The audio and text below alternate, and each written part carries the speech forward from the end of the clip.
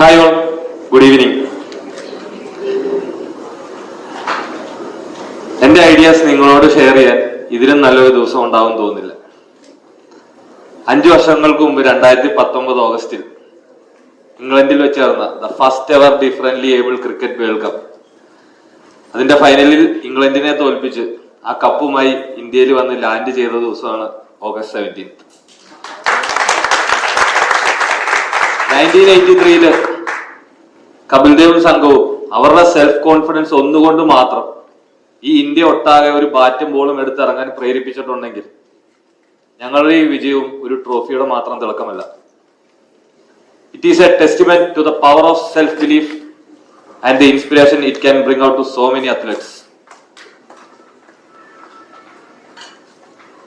എന്റെ ഈ self belief എനിക്ക് കിട്ടിയത് സ്പോർട്സിൽ നിന്നാണ്.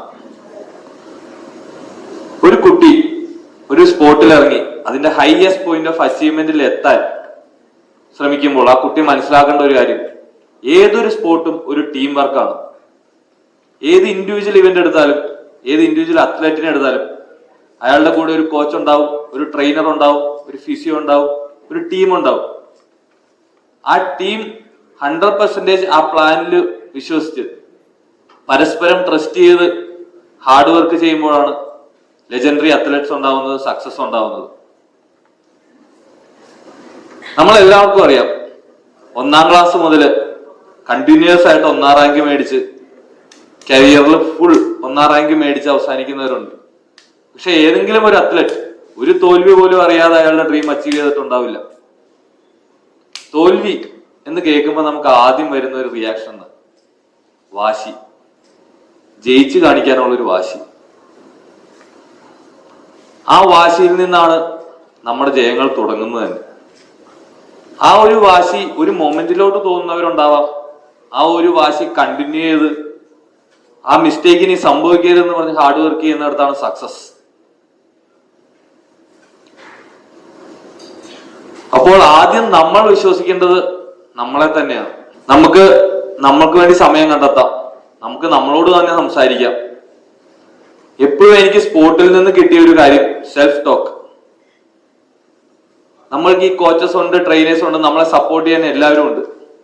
പക്ഷെ അറ്റ് ദ മൊമെന്റ് ആ സ്പോർട്ടിൽ നിൽക്കുമ്പോൾ നമ്മൾ ചെയ്യേണ്ടത് നമ്മളാണ്. So self talk, self belief കൂട്ടാനുള്ള ഏറ്റവും വലിയൊരു കാര്യമായിട്ടാണ് ഞാൻ കരുതുന്നത്. അതുപോലെ തന്നെ നമുക്ക് വേണ്ടി we have to find a me time for ourselves. കുറച്ച് സമയം നമുക്ക് വേണ്ടി കണ്ടെത്താം. നമുക്ക് നമ്മളോട് സംസാരിക്കാം, നമ്മുടെ സങ്കടങ്ങൾ നമുക്ക് തന്നെ ഇല്ലാണ്ടാക്കാം, നമുക്ക് സന്തോഷിക്കാം, നമ്മളെ സമാധാനിപ്പിക്കാം, നമ്മളെ മോട്ടിവേറ്റ് ചെയ്യാം.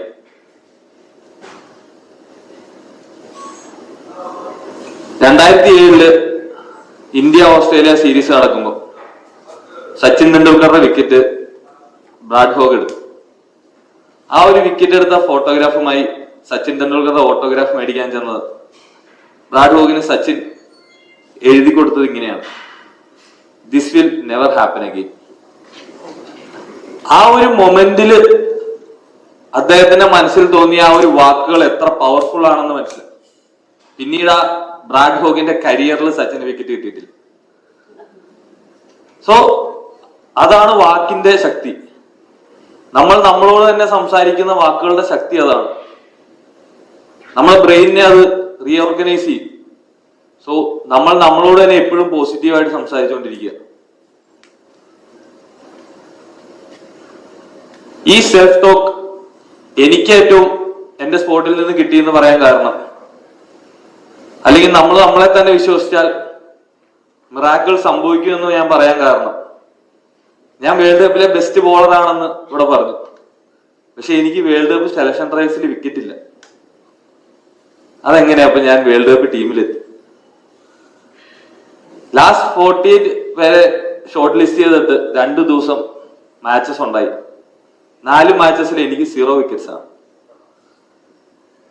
ലാസ്റ്റ് മാച്ചിൽ ലാസ്റ്റ് ഓവർ എറിയാൻ പോകുന്ന സമയത്ത്, അതിന് തൊട്ട് മുമ്പ് വരെ ബൗണ്ടറി ലൈനിൽ നിൽക്കുമ്പോൾ എന്നോട് എന്റെ ഫ്രണ്ട്സും എല്ലാവരും പറയുന്നുണ്ട്, Aneesh try to get wickets. Score കാർഡാണ് സെലക്ടേഴ്സ് നോക്കുന്നത്. പക്ഷെ എന്റെ മനസ്സിൽ എന്റെ ടീം, ആ ടീം വർക്ക് എന്ന് പറയുന്ന ഒരു കാര്യം, ഞാൻ ആദ്യം പറഞ്ഞ കാര്യം, സ്പോർട്ട് ഒരു ടീം വർക്കാണ്.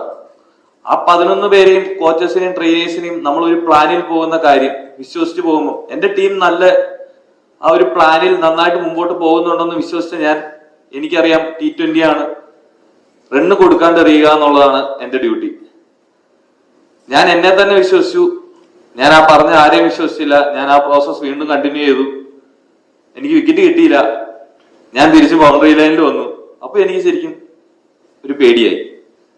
അപ്പൊ എനിക്ക് സെലക്ഷൻ കിട്ടില്ലേ, സെലക്ഷൻ കിട്ടുമോ, ഒരു ഡൗട്ടായി.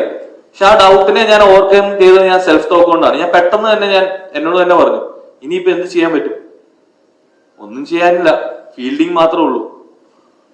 സോ എന്റെ മനസ്സിൽ ഞാൻ ആഗ്രഹിച്ചു, ഒരു എക്സ്ട്രാ ഓർഡിനറി ക്യാച്ച് വന്നായിരുന്നെങ്കിൽ ഞാൻ എടുത്ത് കാണിക്കായിരുന്നു. That magic happens. ആ ഓവറിൽ തന്നെ എനിക്ക് ക്യാച്ച് വന്നു. ഞാൻ ബൗണ്ടറി ലൈനിൽ ചാടി സിംഗിൾ ഹാൻഡിലിൽ റോപ്പിന്റെ ഉള്ളിൽ വീണു. ഞാൻ എഴുന്നേറ്റ് നിന്ന് എന്നോട് തന്നെ പറഞ്ഞു, ഐ ആം സെലക്ടഡ്.